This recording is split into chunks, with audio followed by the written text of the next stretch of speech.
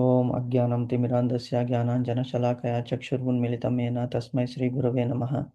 శ్రీచైతన్యమనోభీష్టం స్థాపితం येन భూతలే స్వయం రూపకదా మह्यं దదాతి స్వపదాంతికం. వందేహం శ్రీగురో శ్రీయుతపదకమలం శ్రీగురూన్ వైష్ణవాంచ చ శ్రీరూపం సాగ్రజాతం సహగణ రఘునాథాన్వితం తం సజీవం సాద్వైతం సావధూతం పరిజనసహితం కృష్ణచైతన్యదేవం శ్రీరాధాకృష్ణపాదాన్ సహగణ లలితా శ్రీ విశాఖాన్వితాంశ. నమో ఓం విష్ణుపాదాయ కృష్ణప్రేష్ఠాయ భూతలే శ్రీమతే భక్తివేదాంత స్వామినితి నామినే. నమస్తే సరస్వతి దేవి గౌరవాణి ప్రచారిణి నిర్విశేష శూన్యవాది పాశ్చాత్య దేశతారిణే. వాంఛాకల్పతరుభ్యశ్చ కృపా సింధుభ్య ఏవ చ పతితానాం పావనేభ్యో వైష్ణవేభ్యో నమో నమః. నమో మహావదాన్యాయ కృష్ణ ప్రేమ ప్రదాయతే కృష్ణాయ కృష్ణ చైతన్య నామ్నే గౌరతుషే నమః. హే కృష్ణ కరుణా సింధో దీనబంధో జగత్పతే గోపేశ గోపికా కాంత రాధాకాంత నమోస్తుతే. తప్త కాంచన గౌరాంగి రాధే వృందావనేశ్వరి వృషభానుసుతే దేవి ప్రణమామి హరిప్రియ. నీలాంచల నివాసాయ నిత్యాయ పరమాత్మనే బలభద్ర సుభద్రాయ జగన్నాథాయ తే నమః. జై శ్రీ కృష్ణ చైతన్య ప్రభు నిత్యానంద శ్రీ అద్వైత గదాధర్ శ్రీ వాసాది గౌర భక్త వృంద్. హరే కృష్ణ కృష్ణ కృష్ణ హరే హరే హరే రామ రామ రామ హరే హరే. హరే కృష్ణ కృష్ణ కృష్ణ హరే హరే హరే రామ రామ రామ హరే హరే. హరే కృష్ణ కృష్ణ కృష్ణ హరే హరే హరే రామ రామ రామ హరే హరే. ఏకం శాస్త్రం దేవకీ పుత్ర గీతం ఏకో దేవో దేవకీ పుత్ర యవచ. ఏకో మంత్రస్య తస్య నామాని యాని కర్మస్యేకం తస్య దేవస్య సేవ. హరే కృష్ణ కృష్ణ కృష్ణ హరే హరే హరే రామ రామ రామ హరే హరే. హరే కృష్ణ మాతాజీ. హరే కృష్ణ ప్రభుజీ. హరే కృష్ణ ప్రభుజీ, ఈ రోజు 9 o'clock నేను క్లాస్ లీవ్ అవుతాను Prabhuji. Okay Mataji, no problem. Okay Mataji, మనం 5.3లో ఆల్మోస్ట్ డిస్కస్ చేసేసాము. నిన్న కొద్దిగా బ్రీఫ్ చేద్దాం ఏం డిస్కస్ చేసాం అనేటువంటిది. జ్ఞేయ శ్లోకం ప్రభుజీ. శ్లోకాలు కదా. Yes, thank you Mataji, thank you for reminding. శ్లోకాలు చెప్పండి మాతాజీ.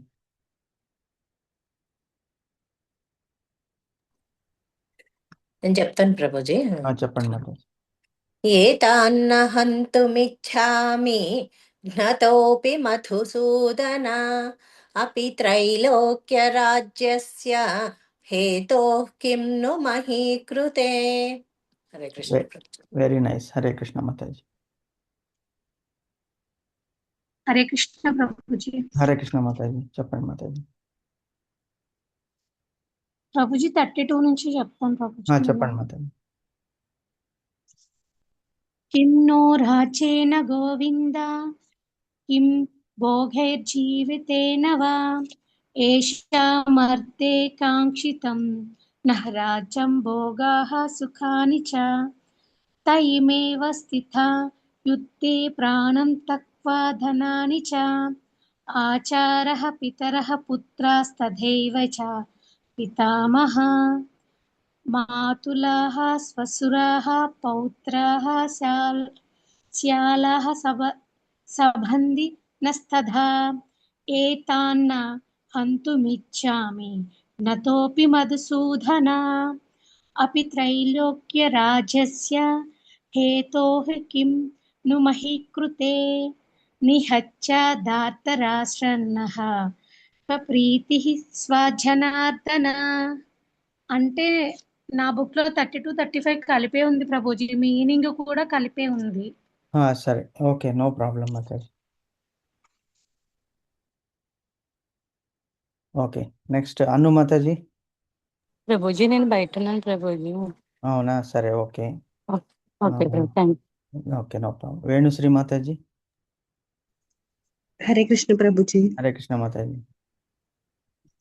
ఆచార్య పిత్ర పుత్ర సదైవ చ పితామహ మాతులాం ససుర పౌత్ర శాల సంబంధన సదా. ఓ వెరీ గుడ్, నైస్, బాగా చెప్పారు. నెక్స్ట్ ఇంకెవరు? లావణ్య మాతాజీ. హరే కృష్ణ ప్రభుజీ. హరే కృష్ణ మాతాజీ. 9th one ప్రభుజీ ఈరోజు. ఓకే. సంజయువాచ అన్యే చ బహవః శూరా మదర్దే త్యక్తజీవితాః నానా శస్త్ర ప్రహరణాః సర్వే యుద్ధ విశారదాః. Very good, very good, very nice, బాగా చెప్పారు. అందరూ బాగా థ్యాంక్ యూ చెప్తున్నారు, ప్రభుజీ. బాగా శ్రమ పడుతున్నారు. సో భగవంతుడు తప్పకుండా అతని దయ మీ మీద తప్పకుండా ఉంటుంది. భగవంతునికి ఆ మార్గం అతనే సూచిస్తాడు మనకి. ఓకే, సో థ్యాంక్ ఇప్పుడు యూ మనం ప్రభుజీ. 5.3 ఆల్మోస్ట్ అయిపోయింది. జస్ట్ మనం ఒకటి చూస్తున్నాం. నేను అంతా డిస్కస్ చేశాము. జ్ఞేయః స నిత్య సన్యాసి యోన ద్వేష్టిన కాంక్షతి నిర్ద్వంద్వో హి మహాబాహో సుఖం బంధాత్ ప్రముచ్యతే.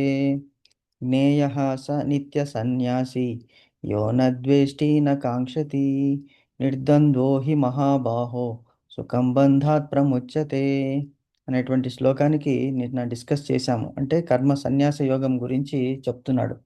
యాక్చువల్గా మనకి థర్డ్ చాప్టర్, ఫస్ట్ చాప్టర్ నుంచి ఏమేమి ఆ చాప్టర్ యొక్క ఇంపార్టెన్స్ ఏమిటి? ఫస్ట్ ఇది అర్జున సన్యాస యోగము. అంటే అర్జునుడు డైలమోలో ఉండి సన్యాసం అర్జున విషాద యోగం, అర్జున విషాద యోగము. విషాదముతో డైలమోలో ఉండి నేను కర్తవ్యాన్ని మర్చిపోయి అసలు వదిలిపెట్టేస్తాను అనేటువంటి దాంతో స్టార్ట్ చేస్తాడు. ప్రపంచంలో 99.9% మనుషులందరూ కూడా ఇదే కోవకే చెందుతారనమాట. అంటే ఈ దృక్పథానికి, అంటే కర్మాలు వద్దు, మనకి బాధలు వద్దు, ఈ ప్రాబ్లమ్స్ వద్దు, అసలు వెళ్ళిపోదు. ఎప్పుడో అనిపిస్తుంది ఒకప్పుడు లైఫ్ స్టేజ్లో. బాల్యావస్థలో మనకి తెలీదు. యవ్వనావస్థలో మనం ఫుల్ ఎనర్జెటిక్గా ఉంటాము, ఏదైనా సాధించాము, ఏమైనా చేస్తాము, నన్ను మించిన వాడు లేదని అనుకుంటారు. కానీ ఎప్పుడైతే యవ్వన అవస్థ దాటి సాంసారిక జీవితంలో పడతారో అప్పటి నుంచి వాళ్ళకి ప్రాబ్లమ్స్ అనేటువంటిది ఎదురవుతూ ఉంటాయి. ఇటు ఒక సైడు సంసారాన్ని ఎదుర్కొంటూ రావాలి ఫ్యామిలీ, ఇంకొక సైడు తన వృత్తి, ఈ రెండిటిని బ్యాలెన్స్ చేయడం అనేటువంటిది కష్టము. పురుషుడైనా స్త్రీ అయినా ఇద్దరికీ కూడా ఇది ఛాలెంజ్ ఈ కాలంలో.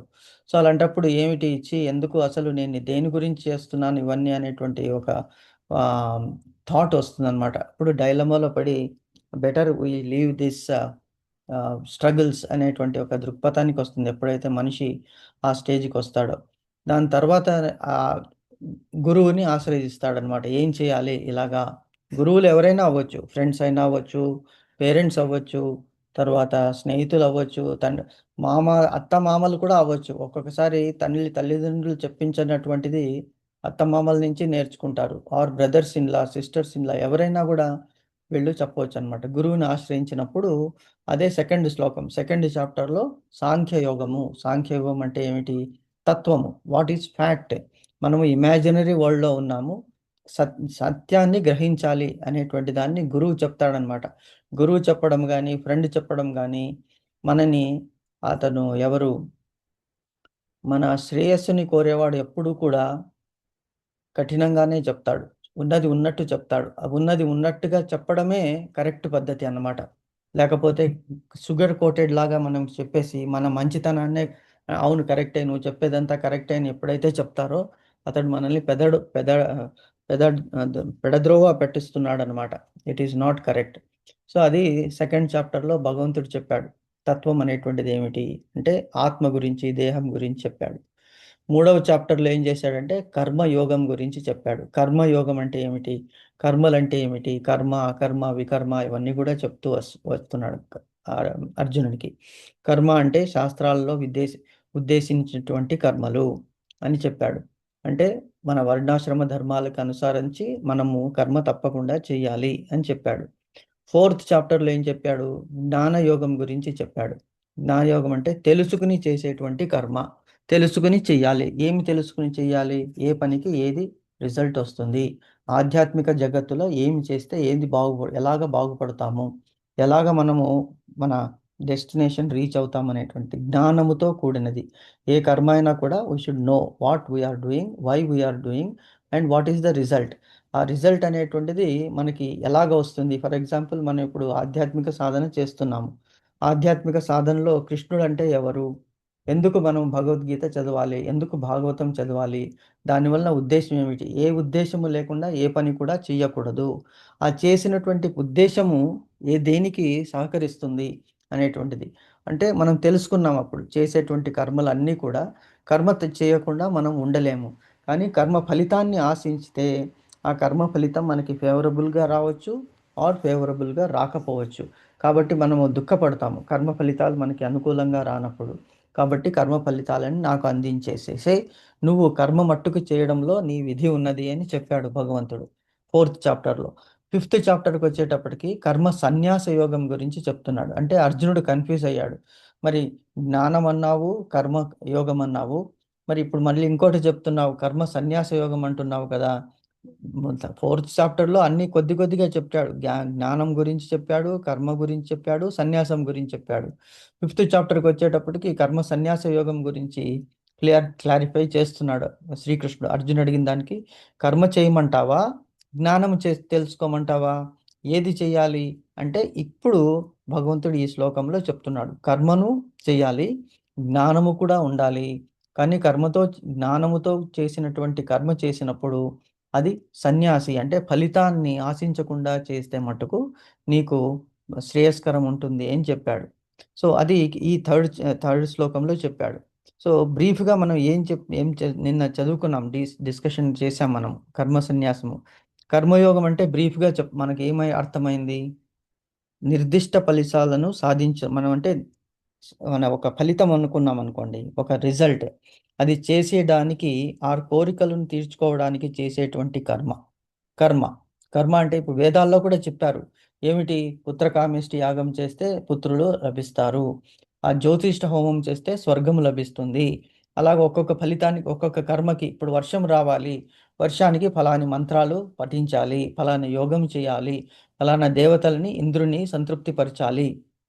అప్పుడు ఇంద్రుడు తన మేఘాలని అటువైపుకి మళ్ళించి ఆ మరుత్తుల ద్వారా వర్షాన్ని కురిపిస్తాడు. అంటే ఒక్కొక్క కర్మకి ఒక్కొక్క ఫలితం ఉన్నదన్నమాట. అది కర్మయోగం అని చెప్పాడనమాట. సో బేసికల్లీ ఏం చేస్తున్నాడు, మనము శాస్త్రాల ప్రకారం మనం గృహస్థులు ఏం చేస్తామంటే, నిత్య కర్మలు, నైమిత్తిక కర్మలు అనేటువంటివి ఉన్నాయి. నిత్య కర్మలు మనం రోజు చేసేటువంటివి, పూజలు అవి చేస్తున్నాము. నైమిత్య కర్మలు అంటే మనకి పితృయజ్ఞాలు, శ్రాద్ధాలు ఇవన్నీ కూడా పెడతారు కదా, అవన్నీ కూడా నైమిత్తిక కర్మలు. దీనికి కాకుండా కామ్యక కర్మలు ఉన్నాయి. అంటే మనకు కోరికలు తీర్చుకోవడానికి చేసేటువంటి కర్మలు, హోమము, యజ్ఞము. ఒక్కొక్క యజ్ఞము చేసి, ఫర్ ఎగ్జాంపుల్ సత్యనారాయణ వ్రతం చేస్తాము, అది కూడా ఒక యజ్ఞమే. భగవంతుడు యజ్ఞనామక పరమాత్మని కూడా అని పిలుస్తారు భగవంతుని. సో బేసికలీ 4 పురుషార్థాలని మనం సాధించడానికి పనులు చేస్తాము. ఏమిటి, ధర్మము, మతపరమైనటువంటి నైతిక విలువలు కలిగినటువంటి కర్మలు చేస్తామన్నమాట. అర్థము అంటే ధర్మము, ఫస్ట్ పురుషార్థము ధర్మము. ఏ పని చేసినా కూడా ధర్మానికి అనుసారంగానే పని చేయాలి అంటారు. సెకండ్ది, ధర్మానుసారంగా మనము డబ్బు గడించాలి. మూడవది, మనకి కావలసిన కోరికలు తీర్చుకోవడానికి ధర్మము, అర్థము, కామము తీర్చుకోవడానికి చేస్తాము. ఫోర్త్ది మోక్షము. అంటే ఇవన్నీ కూడా దేనికి, ధర్మపరంగా ధనాన్ని సంపాదించి, కామ్యక కర్మలు మనకి రోజువారీ కర్మలు తీర్చుకోవడానికి ఆ అర్థముతో, న్యాయముతో సంపాదించిన ధనముతో మన కోరికలు తీర్చుకోవాలి. అప్పుడు మనము మోక్షం వైపు వెళ్తామనేటువంటిది కర్మయోగం. ఇది జనరల్గా అందరూ చేస్తున్నటువంటిదే. మరి దీనికి కర్మ సన్యాస యోగానికి ఏమున్నది డిఫరెన్సు అంటే, కర్మ సన్యాస యోగానికి ఏమిటంటే, ప్రాపంచిక పనులు మనం చేస్తూనే ఉంటాము, రోజువారీ పనులు చేస్తుంటాము, కానీ ఈ పనుల యొక్క ఫలితాలని పరిత్యజించడం. కామ్యకర్మలు అంటే డిజైర్తో కూడుకున్నది. కర్మ సన్యాసం అంటే ఏమిటి అంటే, ఆ డిజైర్స్ మనకి వచ్చినా రాకపోయినా కూడా మనం కర్మని భగవంతుడే మనతో చేయిస్తున్నాడు అనేటువంటి ఉద్దేశంతో చేసేదాన్ని కర్మ సన్యాస యోగము అంటారు. సో కర్మయోగము కంటే కర్మ సన్యాస యోగము బెటరు అన్నాడు భగవంతుడు. కానీ ప్రపంచంలో ఎలాగవుతుందంటే, ఇప్పుడు మనం ఒకటి డిస్కస్ చేసాం మనము, ఏమిటి, ఫల్గు వైరాగ్యము, యుక్త వైరాగ్యం అనేటువంటిది. సో అది ఫల్గు వైరాగ్యం అంటే ఏమిటి, మొన్న గుర్తుందా, మనం ఒకటి డిస్కస్ చేసాము, యుక్త వైరాగ్యము, ఫల్గు వైరాగ్యం అనేటువంటిది. అంటే ఫల్గు వైరాగ్యం అంటే ఏదైనా ప్రాబ్లమ్స్ వచ్చినప్పుడు మనం భగవంతుని అది కరెక్ట్, తలుచుకోవటం వెరీ గుడ్. ప్రభుజీ. యుక్త వైరాగ్యం అంటే ఎప్పుడు మనం ఏ సమయంలోనైనా భగవంతుని తలుచుకోవాలి, ప్రతి క్షణము అలా. ఎస్ మాతాజీ. సో అంటే మామూలు మన ప్రజలు, మనం అందరూ 99 ఇంక్లూడింగ్ అవర్ సెల్స్, మనం we are not somewhere, we are not anywhere great, we are also in the same boat, at least myself. అంటే ఏం చేస్తున్నామంటే, బాధలు వచ్చినప్పుడు ఏం చేస్తామంటే ఆధ్యాత్మికం వైపు పరిగెత్తుతాం. అదే ఒక ఎగ్జాంపుల్ చెప్పాం కదా, ఏదైనా మనకి తీవ్రమైనటువంటి కోరిక ఉన్నది, చాలా పరిశ్రమించాము కానీ ఆ కోరిక తీరడం లేదు. అప్పుడు ఏం చేస్తాము, మనము ఆధ్యాత్మిక స్పిరిచువల్గా అంటే మంత్రాలు, తర్వాత హోమాలు, యజ్ఞాలతో మనము దేవతలని ప్రీతి చేయడానికి ప్రయత్నిస్తాము. అంటే ఇక్కడి నుంచి పరిగెత్తిపోతాం ఆధ్యాత్మికం వైపు. ఆధ్యాత్మికం వైపు వెళ్ళినప్పుడు ఇప్పుడు మనం చూడండి, ఈవెన్ మన అందరూ కూడా ఈ కృష్ణ భావనామృతంలో వచ్చాము. ఇక్కడ కొన్ని నియమాలు, రూల్స్ ఉంటాయి. ఫర్ ఎగ్జాంపుల్ ఇప్పుడు మనం టెంపుల్కి వెళ్తాం. ఎస్పెషలీ ఇప్పుడు జనరేషన్ మనం కనుక చూస్తే వాళ్ళకి ఫ్రీడమ్ అంటే మనం we are in the third generation. మన తండ్రులు సెకండ్ జనరేషన్, వాళ్ళకంటే ముందు ఫస్ట్ జనరేషన్. ఇలాగ మనం తీసుకున్నప్పుడు ఏమవుతుందంటే ఇంకా మనం ఫోర్త్ జనరేషన్కి ఇంకా మునిమనవాళ్ళు అంతవరకు మనము ఉంటే that is very great. But వాళ్ళది ఆ వేవ్ లెంగ్త్ అనేటువంటిది మారిపోతుంది. సో ఫస్ట్ జనరేషన్ అంటే మన తాతలు, మన ముత్తాతలు వాళ్ళు ఏం చేశారు, చాలా కష్టపడ్డారు సంపాదన చేసుకోవడానికి. అసలు ఇంట్లో ఎంతోమంది ఉండేవాళ్ళు, అంతా అది జాయింట్ ఫ్యామిలీ లాగా ఉండేది. ఎందుకంటే అప్పుడు సంపాదన తక్కువ అండ్ అందరూ కలిసి ఉంటేనే జీవిత నిర్వహణ అనేటువంటిది ఉండేది. కోరికలు అనేటువంటిది చాలా తక్కువ ఉండేది అప్పుడు. ఎందుకంటే it is not possible to fulfil all desires. Basically hand to mouth అంటే సంపాదించింది అంతకే సరిపోతుంది. ఇంకా విలాసాలకి, తర్వాత విహారయాత్రలకి ఎక్కడున్నది డబ్బు లేదు. కాబట్టి చాలా కష్టపడ్డారు అప్పుడు. నెక్స్ట్ జనరేషన్ ఏమైందంటే వాళ్ళు ఉద్యోగాలు వచ్చేసాయి. ఉద్యోగాలు వచ్చాయి, గవర్నమెంట్ జాబ్స్ వచ్చాయి, తర్వాత ప్రైవేట్ జాబ్స్ వచ్చాయి. సో అప్పుడు డబ్బు సంపాదన బాగానే దొరికింది వాళ్ళకి. కాబట్టి అంత బేసిక్ నీడ్స్ అనేటువంటిది ఆల్రెడీ ఫుల్ఫిల్ అయిపోయింది. ఎందుకు, వాళ్ళ తాతలు తండ్రులు ఇచ్చారు. ఇప్పుడు బేసిక్ నీడ్స్ కాకుండా ఒక మంచి ఇల్లు కొందాము, ఒక మంచి కారు కొందాము, ఒక విలాసవంతంగా జీవిద్దాము అనేటువంటిది మన తండ్రులు అంటే మన పేరెంట్స్ ట్రై చేశారు. కానీ ఇల్లు కట్టడమే పెద్ద గగనం అయిపోయింది అప్పుడు. మిగతా విలాసాలు కొద్దిగా తగ్గించారు, కుదరలేదు. అట్లీస్ట్ ఒక ఇల్లు ఉంటే చాలు, ఆ ఇంట్లో మన సొంత ఇల్లు కావాలి. సొంత ఇల్లు అనేటువంటిది కళ అప్పుడు మన తండ్రుల, మన తండ్రి వాళ్ళ జనరేషన్కి, మన పేరెంట్స్కి. నెక్స్ట్ జనరేషన్ మనం వచ్చాము. సో అంటే మనం ఆల్రెడీ ఎస్టాబ్లిష్డ్. మన తండ్రులు ఏం చేశారు, ఇల్లు అవి కట్టించారు. సో మనకి బేసికల్గా ఆస్తి సంపాదన అనేటువంటిది స్థిరపడాలనేటువంటిది అవసరం లేదు. సో అప్పుడు ఏం చేసాం మనము, విలాసవంతం వైపు వెళ్ళాము. అయినప్పటికీ కొద్దిగా రిస్ట్రిక్షన్ ఉండేది. సేవ్ చేసుకోండి ఫ్యూచర్కి ఖర్చు పెట్టదని చెప్పేవాళ్ళు. కాబట్టి మన జనరేషన్ ఏం చేశారు, చాలా వరకు పొదుపుగా మనం వ్యవహరించాము. నెక్స్ట్ జనరేషన్ మన పిల్లలు ఏం చేస్తున్నారు అంటే ఇప్పుడు వాళ్ళకి ఆ బేసిక్ నీడ్స్ అవసరం లేదు, అన్నీ ఫుల్ఫిల్ అయిపోయాయి. కాబట్టి వాళ్ళు ఏం చేశారు, విదేశాలకు వెళ్ళారు, అక్కడ చదువు అభ్యసించారు, అక్కడ ఉద్యోగాల్లో స్థిరపడ్డారు, అక్కడ విలాసవంతమైనటువంటి జీవితాన్ని అనుభవిస్తున్నారు. సో దీనివల్ల ఏమైపోయిందంటే ఆధ్యాత్మిక అనేటువంటిది కొరవడింది. ముందు జనరేషన్స్ ఏం చేశారు, భగవంతుడు, భక్తి ఇలా చేయాలి, మడులు, ఆచార్యాలు అవన్నీ కూడా పాటించేటువంటి వాళ్ళు.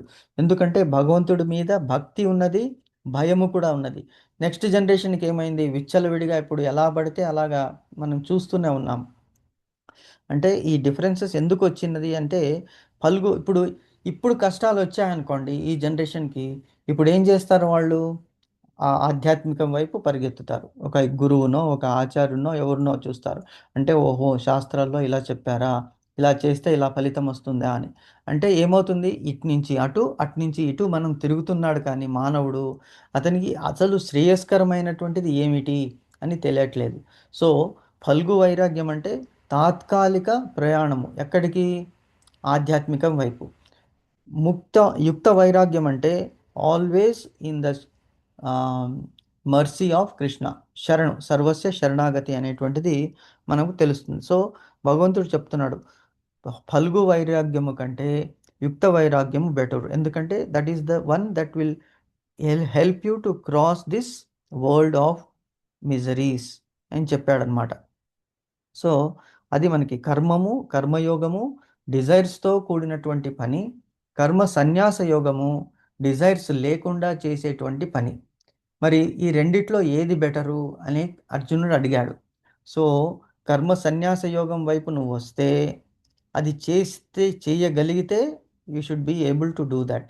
If you are not able to follow కర్మ సన్యాస యోగము, మళ్ళీ కర్మయోగం వైపే వెళ్ళిపోతే ఇంత చదువుకున్నది చేసిందంతా కూడా వేస్ట్ అని భగవంతుడు చెప్తున్నాడు. ఇప్పుడు మనకి అర్థమైనట్టుంది కదా. కర్మయోగం అంటే ఏమిటి, కర్మ సన్యాస యోగం అంటే ఏమిటి, డిఫరెన్స్ చెప్పగలరా మాతాజీ?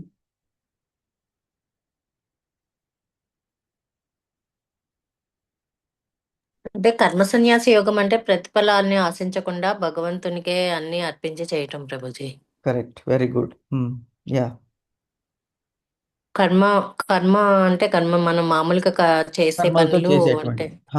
సో ఇది అవును రెండింటి Prabhuji. Correct, very good. So కర్మతో ఏది బెటర్ అంటే కర్మ సన్యాసము బెటరు.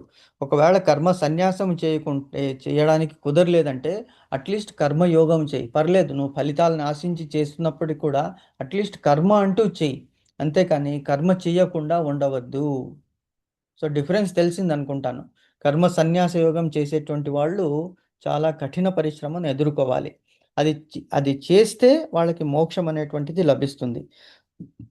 కర్మయోగం చేసేటువంటి వాళ్ళు with desires, if you are doing, you have to be born again and again to enjoy those fruits. So third chapter said about karma yogamu, fourth chapter discussed about gnana yogamu, fifth chapter is discussing about కర్మ సన్యాస యోగము. కర్మ చేయకుండా ఉండకూడదు, కర్మ చేస్తున్నప్పుడు ఫలితాలను ఆశించకూడదు. మళ్ళీ ఈ ఆధ్యాత్మికం వచ్చినప్పుడు మళ్ళీ we should not run back to కర్మయోగము, మళ్ళీ ఫలితాల గురించి వెళ్ళకూడదు అటువైపు. ఎందుకంటే ఇప్పుడు తెలిసింది ఎందుకు, ఈ కర్మలు చేసినా కర్మలు చేయకపోయినా మన కర్మల ఫలితాలు మనల్ని వెంటాడుతూనే ఉంటాయి. కాబట్టి ఎప్పటి వరకు మనము ఈ కర్మ ఫలితాలని వాష్ చేయలేమో అంతవరకు కూడా మనకి ఆ కర్మ ఫలితాలు వెంటాడుతూనే ఉంటాయి అని చెప్తున్నాడు భగవంతుడు. సో అందుకే ఫస్ట్ లైన్ చూడండి, కృష్ణ చైతన్యంలో సంపూర్ణంగా నెలకొన్నట్టు కనిపిస్తుందా మాతాజీ? స్క్రీన్ షేర్ చేశాను.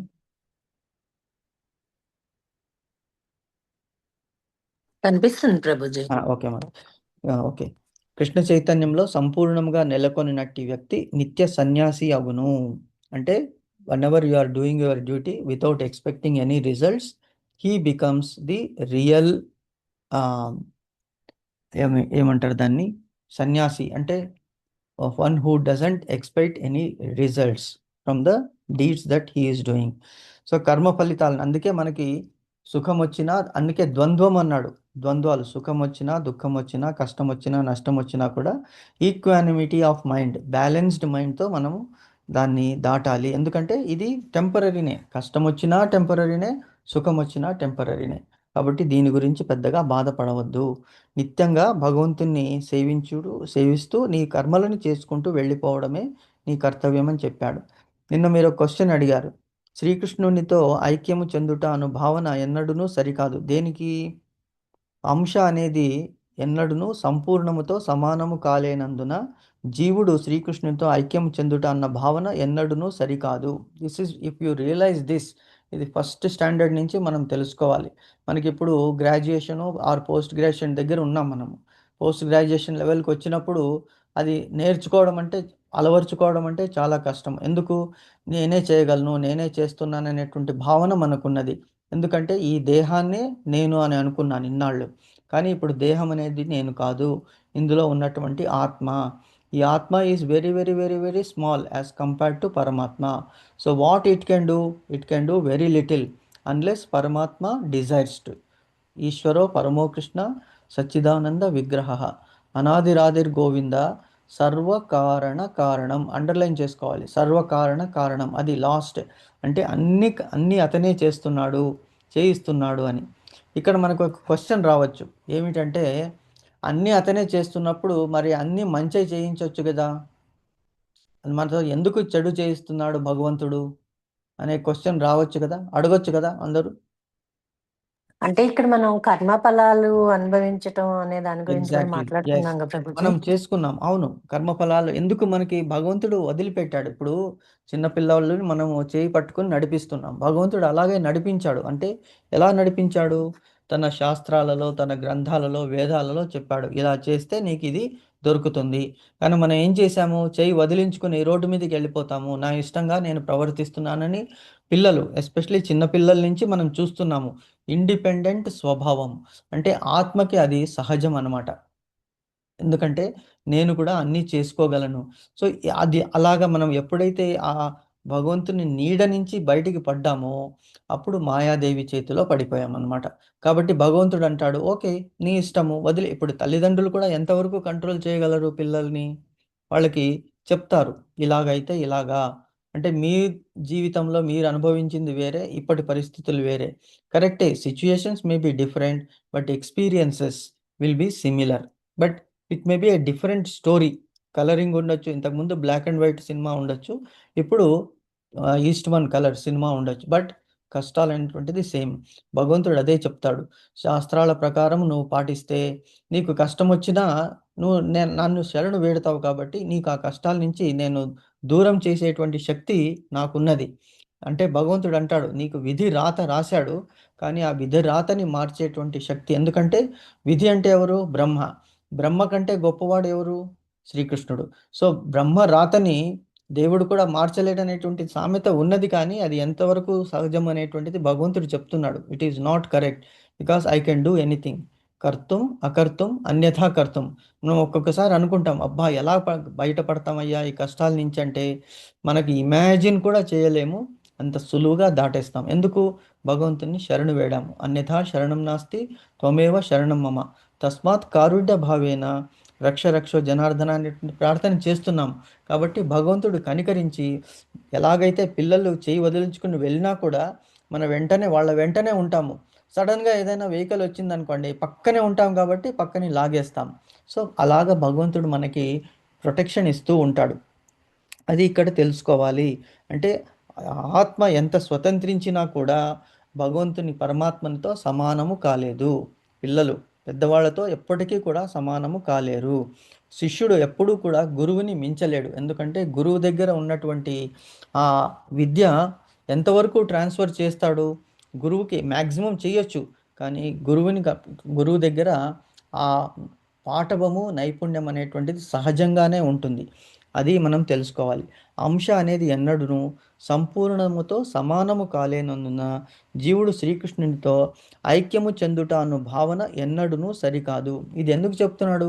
కృష్ణునిలో ఐక్యము చెందుట అని చెప్తున్నాడు అంటే మనం మోక్షాన్ని కాంక్షిస్తున్నాము, గోలోకధామాన్ని కాంక్షిస్తున్నాము. సో మోక్షాలు ఎన్ని రకాలు అని మనం తెలుసుకున్నాము, గుర్తున్నదా మీకు? మోక్షాలు శ్రీకృష్ణునితో ఐక్యము చెందుట అనేటువంటిది ఏమిటంటే అతనిలో లీనం అయిపోవడం, అంటే మన ఎగ్జిస్టెన్స్ అనేది లేకుండా ఉండడం. అది ఎటువంటి మోక్షం అవుతుంది? సాయుధ్యము, భగవంతునిలో లీనం అవడం. అందుకే అది సరి అయిన పదము కాదు యాక్చువల్గా. సాయుధ్యము అంటే 5 రకాల మోక్షాలు ఉన్నాయి. ఫస్ట్ ఏమిటి? సామీప్యము, భగవంతుని దగ్గర ఉంటాము. అంటే ఏ విధంగా ఉంటాము? ఇప్పుడు గోలోకధామంలో చెట్లు ఉన్నాయి, గోలోకధామంలో మృగాలు ఉన్నాయి, నెమలి ఉన్నది, అలాగే ఆవులు ఉన్నాయి, దూడలు ఉన్నాయి. ఇవన్నీ కూడా ఏమిటి? సామీప్యము. నాకు నీ లోకంలో ఉంటే చాలు. ఈవెన్ చెట్లు పొదలు అన్నీ కూడా వాళ్ళ ఆ రూపం అంటారు దాన్ని, స్వరూపము. ఆ రూపముతోనే అక్కడ భగవంతునికి సేవలు అందించాలని కోరుకుంటాయట. సో అది సామీప్యం అవుతుంది, భగవంతుని లోకంలో ఉండడము సామీప్యము. సారూప్యం అంటే భగవంతుని చూసి అంత అట్రాక్షన్, అబ్బా నాకు కూడా ఇటువంటి రూపము ఉంటే నాకు కూడా ఎంత బాగుంటుంది అని డిజైర్ కొంతమందికి ఉంటుంది. భగవంతుని లాగానే మనం కూడా ఉండాలి. దట్ ఈస్ కాల్డ్ సారూప్యము. అది ఒక రకమైనటువంటి మోక్షము. భగవంతుని లోకంలోనే ఉంటాము, భగవంతుని లాగానే ఉంటాము. భగవంతునికి మట్టుకే చతుర్భుజాలు ఉంటాయి, మనకి 4 భుజాలు ఉండవు. సో అక్కడ మనం ఆ రూపంలో ఉంటాం భగవంతుని లాగా. సో అంటే మనం అప్పుడు భగవంతునికి ఈక్వల్ అవుతామా? ఇది అక్కడ అర్థం చేసుకోవాలి శ్రీకృష్ణుని లోకంలో ఉన్నప్పుడు. సరే, ఇంకోటి ఏమిటి? సామీప్యము, సారూప్యము, సాలోక్యము. సాలోక్యం అంటే ఆ లోకంలో ఉండడము, భగవంతుని లోకంలో ఏ విధంగా అయినా ఉండడము. దట్ ఈస్ కాల్డ్ సాలోక్యము. అంటే ఇదే రూపంతో కానీ మనం ఉండొచ్చు అక్కడ భగవంతుని లోకంలో. సాలోక్యము, నాకు నీ రూపమే అవసరం లేదు, నిన్ను సేవించుకోవడమే నా ధ్యేయము అంటే సాలోక్యం, ఆలోక్యము. తర్వాత సాయుధ్యం అనేది ఇక్కడ చెప్తున్నారు, శ్రీకృష్ణునిలో ఐక్యము చెందుట. We should never desire for సాయుధ్యము అంటే మన ఎగ్జిస్టెన్స్ పోతుంది, ఆత్మ యొక్క ఎగ్జిస్టెన్స్ వెళ్ళిపోతుంది. We will go into Krishna, just like శిశుపాలుడు ఆత్మ ఎలాగ వెళ్ళిందో. అప్పుడు మనకి సేవ చేసేటువంటి అవకాశం రాదు. సో సాయుధ్యము. సాష్ఠి అంటే ఏమిటంటే భగవంతుని లాగానే ఐశ్వర్యం కావాలని కోరుకోవడం. అది కూడా భగవంతుడు ఇస్తాడు. ఎందుకంటే సుధాముడు తన ఇంటి నుంచి వచ్చేటప్పుడు తన చిరిగిన వస్త్రంలో 3 పిడికెడి అటుకులు తీసుకొచ్చాడు. తీసుకొచ్చినప్పుడు ఒక పిడికెడు అటుకులు భగవంతుడు తన తీసుకుని నోట్లో వేసుకున్నాడు. వేసుకున్న వెంటనే ఏమైందంటే అతనికి మొత్తము భోగభాగ్యాలు ఏదైతే లేవో ఇంతవరకు అన్నీ ఇచ్చేశాడు భగవంతుడు. తనకి తెలియలేదు సుధాముడికి. రెండవది పిడికిలి తీసుకుని నోట్లో వేసుకున్నప్పుడు రుక్మిణీదేవి తన్ని అడ్డగించి తను తీసి తన నోట్లో వేసుకుంటుందన్నమాట. అంటే ఏమిటి, భగవంతుడు ఫస్ట్ది ఏం చేశాడు, అతనికి కావాల్సిందన్నీ ఇచ్చేశాడు. రెండవది ఏమిటి, తీసుకున్నప్పుడు ఈవెన్ లక్ష్మీదేవిని, అంటే తన భార్య అయినటువంటి లక్ష్మీదేవిని కూడా అతని దగ్గరికి పంపించడానికి, సేవ చేయడానికి, వినియోగించడానికి అయిపోతుందన్నమాట. కాబట్టి అడ్డుకున్నది. ఎందుకంటే లక్ష్మీదేవి కేవలము తన భర్త అయినటువంటి శ్రీహరిని మట్టుకే, శ్రీకృష్ణుని మట్టుకే సేవించుతుంది అన్నమాట. సో వాళ్ళిద్దరూ వేరు కాదు, అంటే వేరు చేయడం కుదరదు. రెండవది. మూడవది కనుక ఇస్తే ఇంకా భగవంతుడు తననే తాను ఇచ్చేసుకున్నట్టు అనమాట. నీకు దాసోహం అయిపోతాడు. కాబట్టి 3 అటుకులు తెచ్చినప్పటికీ కూడా ఒకే అటుకులు ఒక పిడికిడి మట్టుకు తీసుకోవడానికి అనుమతి ఇచ్చింది రుక్మిణీదేవి. సో కాబట్టి ఎప్పుడు మనం ఈ భావన మనకు ఉండాలి, we are never equal to God. ఎందుకంటే భగవంతునికి సమానులే లేనప్పుడు భగవంతుని కంటే గొప్పవారు ఎవరు ఉంటారు? ఆ భావన అనేటువంటిది సరి అయినది కాదు అని చెప్తున్నాడు ఇక్కడ. ఎందుకు చెప్తున్నాడు అంటే, నువ్వు నన్ను గురువుగా అంగీకరించావు కదా అర్జున, కాబట్టి నేను చెప్పేటువంటిది గురువు మాట తూచా తప్పకూడదు. ఎందుకంటే గురువు మీద తద్విద్ధి ప్రణిపాతేన పరిప్రశ్నేన సేవయ ఉపదేశించంతితే జ్ఞానం జ్ఞానిన తత్వదర్శిన. తత్వదర్శన్ అంటే తత్వాన్ని దర్శించారు గురువులు. సో మరి భగవంతుని మించిన గురువు లేదు కదా, కృష్ణం వందే జగద్గురు. కాబట్టి నన్ను ఈ విధంగా నేను చెప్పినది పాటిస్తే నీకు శ్రేయస్కరము అని చెప్తున్నాడు భగవంతుడు. కాబట్టి జీవుడు భగవానునితో గుణరీత్యా సమానుడు. ఎగ్జాంపుల్ చెప్పాం కదా, సముద్రంలో ఉన్నటువంటి నీటి బిందువు, చుక్క, సముద్రపు నీటి బొట్టు, ఈ సేమ్ క్వాలిటీ అంటే సాల్టిష్ ఉంటుంది, కానీ సముద్రంతో మనం సమానులు కాలేము. పరిమాణ రీత్యా క్వాంటిటీ వైజ్ సమానము కానిది నిజమైనది. కాబట్టి నిజమైన దివ్య జ్ఞానము కోరికలు చింతలు లేనట్టి పరిపూర్ణ మానవుడిని చేయగలదు. ఎప్పుడు? When we realize that we always he is master, we are servant అనేటువంటిది మనము ఎప్పుడు తెలుసుకోవాలి. దేవాది దేవుడు అతడు, దాసులు మనము. కాబట్టి అటువంటి జ్ఞానముతో మనం చేస్తే మనకి ఉద్ధారం అవుతామని చెప్తున్నాడు. అట్టి వ్యక్తి ఏది చేసినను శ్రీకృష్ణుని కొరకే చేయుట చేత అతని మనస్సులో ద్వంద్వాలు కనిపించవు. వచ్చిందంతా రాని, భగవంతుని దయ ఒకటి ఉండని, అంతా మన మంచికే అనేటువంటిది. అంటే ద్వంద్వాలు రాకుండా ఉంటే ఎప్పుడూ మనస్సు ప్రశాంతంగా ఉంటుంది. అలవరుచుకోవాలి. Okay, whatever you give, that is what I deserve. What you give is best for me. నువ్వు ఇచ్చింది నాకు బెస్ట్. ఎగ్జాంపుల్ చెప్పాం కదా, చిన్నవాడు మనం కోరికలు కోరితే భగవంతుడు అంతే ఇస్తాడు. భగవంతుడికే వదిలిపెడితే మనకి ఏది కావాలో అది మనకి భగవంతుడు ఇస్తాడు.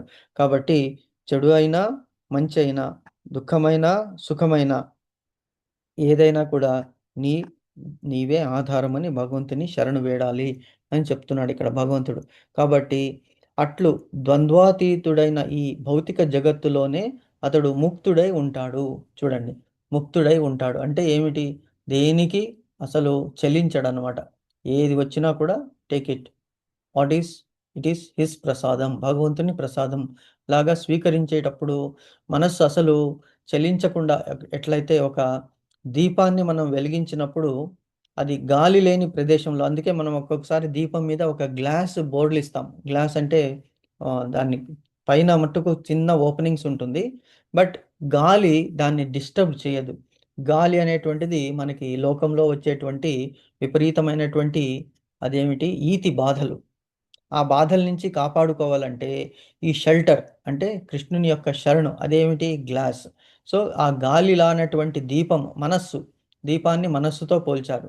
ఆ మనస్సు ఎప్పుడు శాశ్వతంగా చంచలరహితంగా ఎప్పుడు ఉంటుంది అంటే ఆ భగవంతుని ధ్యానం చేసినప్పుడు, భగవంతుని శరణు వేడినప్పుడు ఆ మనస్సు అలాగా చంచలం లేకుండా ఏకాంతంగా అదేమిటి ఒకే ఫోకస్ భగవంతుని మీద ఉన్నప్పుడు మనకి ఏ బాధలు వచ్చినప్పటికీ కూడా మన దగ్గరికి రావు.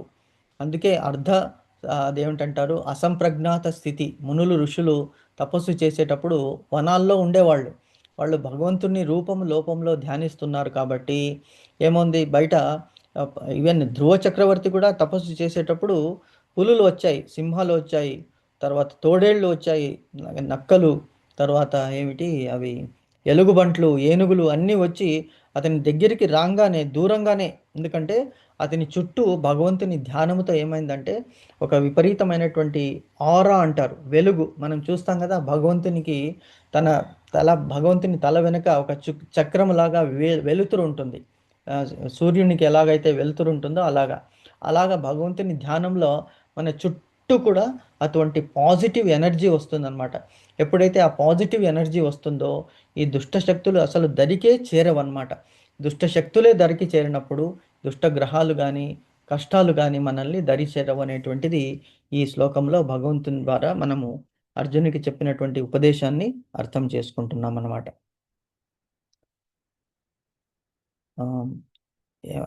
క్లియర్ అయిందా మాతాజీ? ఏమైనా క్వశ్చన్స్ ఉన్నాయా? హరి బోల్. క్లియర్ అయింది Prabhuji. Okay, very nice Mataji.